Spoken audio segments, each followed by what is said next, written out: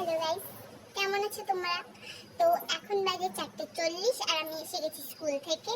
তো আজকে ব্যাপারটা হলো গিয়ে আজকে আমাদের স্কুলে না বিরিয়ানি, বিরিয়ানি নট বিরিয়ানি, বিরিয়ানি ইয়েস।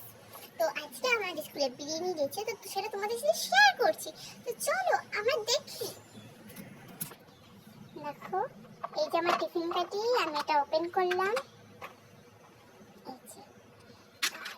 দেখো আমাদের বিরিয়ানি, জাস্ট লুক ইট, দেখো জমে গেছে।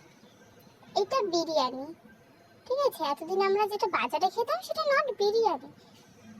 যে দেখো এখানে একটা আলুও দিয়েছে, আলুটা সেদ্ধ হয়েছে, ঠিক আছে।